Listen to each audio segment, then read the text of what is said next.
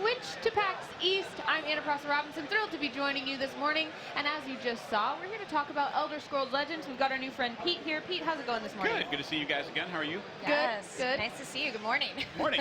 And I'm joined by Pancake Pow, my fellow host here on the Twitch stage. Yes. And we just saw kind of an explanation of what is Elder Scrolls Legends. But if you had to summarize that for us, Pete, what would you say? What is this game? Well, obviously, most folks should know what the Elder Scrolls is. It's been around for over 2 decades. It's this well-known, award-winning role-playing game, and we've been working with the folks at Direwolf Digital, who are very well known for making strategy card games, and we wanted to take kind of all of the lore and cool stuff from the Elder Scrolls and bring it to a really cool, fun, accessible strategy card game. So whether you know the Elder Scrolls or not, or whether you're into strategy card games or not, it's kind of designed for anybody to be able to approach it and have fun.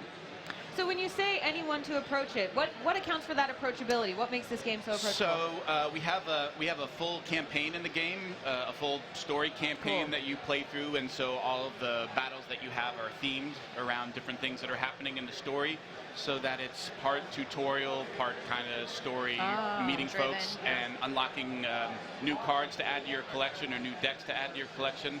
But then, yeah, you get set off into the world and you can kind of play it however you want. You can build whatever kind of decks you want, or you saw it talked about Arena, which is basically building a deck on the fly. We give you a couple of cards to choose from. You pick the one that you want, and we keep offering those suggestions to you, and then you can play against other players, or you can play against the AI. So if you feel like, I'm still learning and I'm not really good at the game, you can just play against some AI opponents where maybe you don't feel as much pressure. When you play against the AI, there's no time for your turn, so you can take as long as you want to kind of figure out what you want to do and how you want to play.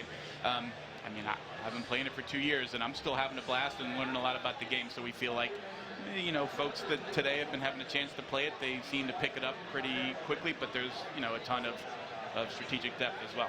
Yeah, well, we do have some gameplay here. I know you're going to kind of tell us a little bit about the game mechanics as we go into a match, right? Yeah, so as you can see, you know, we're starting off a match in our game. Magica is what you use to cast your cards, and one of the cool things about our game is that it's split into 2 lanes. So rather than every card going onto a battlefield that every other card can interact with, you make a choice about which lane that you want to play a card into. And the reason for that is there's a lot of games where somebody plays out one crazy good card and you really can't play anything out because that card's just going to kill it. Well, now if they play that crazy good card, it may be in the lane that's on the right, you can start to play all your cards on the left and avoid it, or, you know, wait till you have some way of dealing with it. So it avoids this phenomenon of one card hits the battlefield and just completely dominates the game where you can't deal with it. The lane mechanic kind of allows you to move around that, and then there's also the ability to have conditions for each lane. So what you're seeing here in this match is the standard lane conditions, which is the left one doesn't have one. It's a no rules lane. The right lane is what's called a shadow lane, which means any card that you play there can't be attacked by any creatures until your next turn. So you sort of have a safe zone where you can play something and your opponent might be able to cast a spell that destroys it or does damage to it, but none of the creatures in that lane that your opponent controls are going to be able to attack it. So you have a little bit of time to be able to put some stuff out without worrying about it being destroyed right away. And again, it's the interesting mechanic of, do I want to play my creatures over in this lane where maybe it's safe for a little bit, or do I want to get over in this other lane because I want to deal with or interact with what my opponent's doing? And then this is a direct attack game, so you can see when you go to attack, you have the ability to attack either your opponent's cards, like I have to here because I've got to deal with this guard card that has to be attacked first, or you can deal damage directly to the opponent. And you both start at 30 life, but you notice the little blue runes, the little gems that go around, those are set every 5 points of health. So every time you take 5 damage, you're going to break one of those runes and you're going to get to draw a card. So the idea is, once again, in a lot of games, one person gets ahead and they stay ahead and the other person just has no ability to catch up. You're just sort of getting kicked around and you're basically almost there watching while this other person kills you. When you start doing enough damage to the opponent, they're going to get to draw cards that may allow them to get back into the game. If you're taking a bunch of damage, you're going to start to draw cards that are going to allow you to figure out, how do I get back into this game? How do I, slow my opponent down? one of the ways that you do that is you'll notice some of these cards have the word prophecy written on them. And what that means is when a card with prophecy is on the top of your deck, if a rune gets destroyed, you draw that card, you get to play it for free on your opponent's turn. So you're getting to play free creatures, you're getting to play free spells that once again are going to help you get some more stuff on the board to catch up, or maybe deal damage to a thing that lets you get rid of it right away. So it's another mechanic. You know, we were talking about different levels of difficulty. The folks who are really good at these things are going to figure out all kinds of interesting ways to play with these and take advantage of them. But folks who don't know what they're doing, it's almost designed to say, we're going to help you out as you're getting beat up or losing life to stay in the game and to kind of have a chance to win. And it's one of those things that even, you know, you're at 30 life and she's at 4, that the match isn't over because you have the ability to play a bunch of extra cards you've gotten to stabilize. And it's been a lot of fun over in the booth watching folks who are just like, oh, I think I'm dead here. And like, no, like you're down by 25 life, but you can actually win if you do this. And do this in these great swingy games where it's never really over until it's over. I think folks have really enjoyed and embraced that concept. So it's about not getting disheartened. Yeah, exactly. It's about you know, the basic mechanics of it. Like I drag a card, I drop it in a lane. If I want to attack something, I attack it. Like it's pretty easy to sort of grasp and understand. But then you figure out all of these interactions and ways to take advantage of the different decks that you can build. I was going to just interrupt you. I really like that you decided to do a campaign along with this, because that's really going to familiarize the people who've been playing the franchise for that long.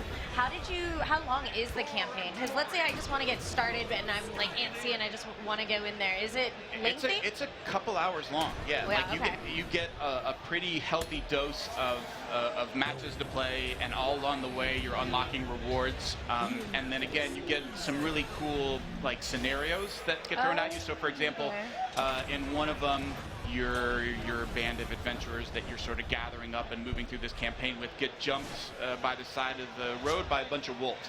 And you have this really interesting match where both of the lanes are shadow lanes, so it's like the wolves are coming out of the mist and it's kind of tough to deal with them.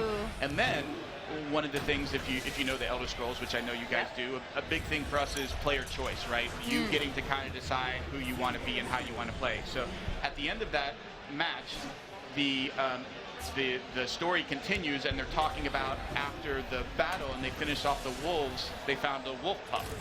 And they ask, well, what did you decide to do with the wolf pup? And a choice pops up, and it tells you that you can either choose to kill the wolf pup, and you unlock a certain card. I know it's horrifying. Nobody wants to kill the wolf pup. Or you can spare the wolf pup, and you get a different card to add to your deck. Now, either of those cards you can get in packs or find in other ways, but as you're playing through, you get to make a choice as part of the story about what did you do, and then you're adding that card to your deck that does, you know, both of them do something very, very different. Again, allowing the player to kind of decide as they're playing through this campaign what kind of cards are of interest to them. Even simple stuff like you notice the avatars for both players. We have avatars for all 10 races in the game. And the avatars in our game don't have powers. We don't do like hero powers. But what they do is, based on the race that you pick, you unlock as a reward cards of that type for your decks. Again, of that like character. Right. So like if you pick the Argonian, which I always do, you're more likely to unlock Argonian cards as rewards at certain point, which have a certain play style, like they fit in certain kinds of deck. Argonians are usually guys that have like poison tip things, or they are helping ramp you up into more magicka so you can cast bigger things more quickly. Like stealthy, sneaky, Argonian-y. And you can change, that's a real word. So you can change even your avatar as you're playing. If you decide you want more to unlock more cards of like the Nords or the Red Guards, that you change your avatar and you start unlocking those cards. So it's again another way for folks to inject their own choices into the game, how they're playing it, the kind of rewards that they're unlocking, what kind of decks they want to put together and play. So reaction so far has been great. I mean, we've been beta for a couple of days, but it's been great to have more folks get in the game and finally be able to talk about it. One last question, because I know we're almost out of time, but you mentioned player choice. How persistent is my deck that I build? Is that with me throughout the game? Well, so what persists with you is your collection. So the cards that you unlock, you always have. Your deck is really, you can constantly change it. So you might create a deck that's green and blue. You could have 3 different green-blue decks that are using different green and blue cards in different ways. you can have a ton of decks in the game, but really what persists with you is the collection that you're adding cards to, and then the decks are created out of that collection. And I use that in Arena as well?